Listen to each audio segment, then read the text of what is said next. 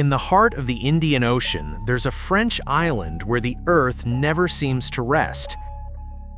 And over the past few weeks, the island's most active volcano has decided that 2.5 years of silence is more than enough. And what's happening there now has volcanologists on high alert. After being dormant since August 2023, this volcano not only woke up, but woke up with great force. And what happened last Sunday, February 15th, was something specialists describe as a rare event. An ancient volcanic cone suddenly collapsed, generating pyroclastic flows within the caldera. But before explaining why this is so significant, it's important to understand what has been happening in the region over the past few months. Piton de la Fournaise is a basaltic shield volcano that is over 530,000 years old. And historically, it's one of the most active on the planet, alongside Kilauea in Hawaii and Mount Etna in Italy. More than 150 eruptions have been recorded since the 17th century.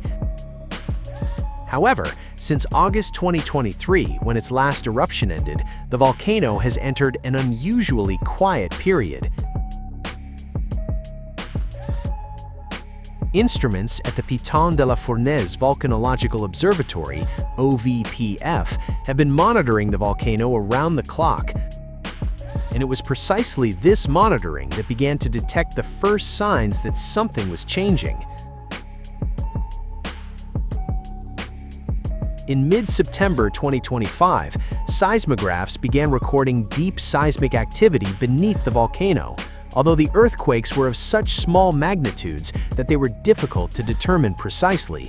This kind of deep seismicity is a classic indicator of magma movement in the lower layers of a volcanic system. Throughout November, activity increased.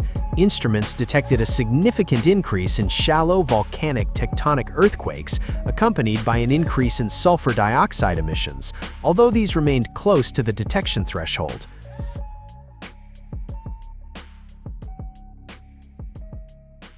On November 28, 2025, the OVPF raised the alert level to vigilance, equivalent to a yellow alert, indicating the possibility of an eruption in the medium term, from a few days to a few weeks.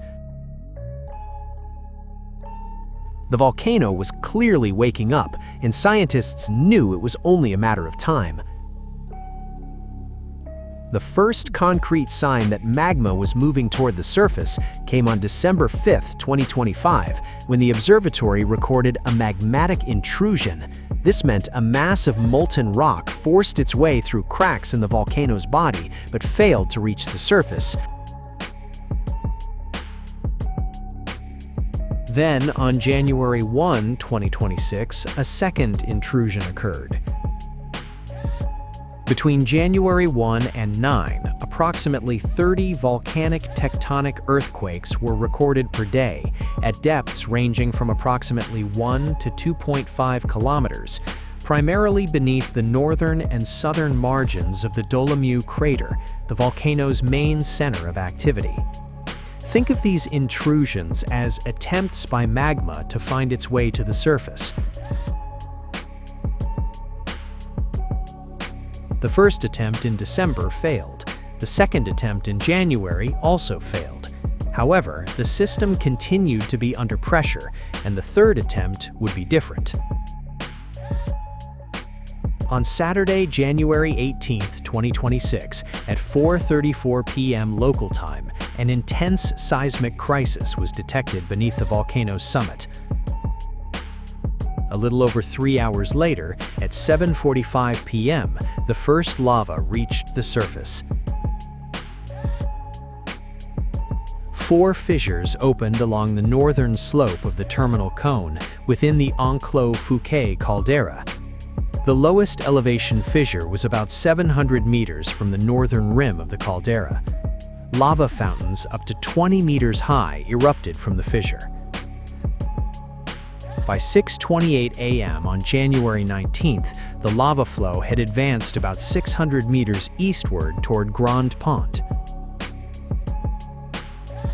Thermal satellite data indicated lava output rates ranging from approximately 2 to 27 cubic meters per second. However, this initial eruption was relatively brief. At approximately 5 a.m. on January 20th, volcanic tremors ceased, signaling the end of the eruption. A team of scientists visited the site, collected samples, and confirmed that the lava flow was beginning to cool. It is estimated that less than 1 million cubic meters of lava were ejected during those 2 days. On January 27th, the alert level was lowered back to vigilance. But the story was far from over. Data from GNSS stations continued to record inflation, a clear sign that the shallow magma reservoir remained filled and pressurized. An average of 20 earthquakes per day were recorded between January 21 and 28th. These earthquakes occurred at depths ranging from approximately 1 to 2.5 kilometers. Long-period earthquakes indicate fluid movement at depth. This volcano was just a preview of what was to come. Pressure continued to build through early February.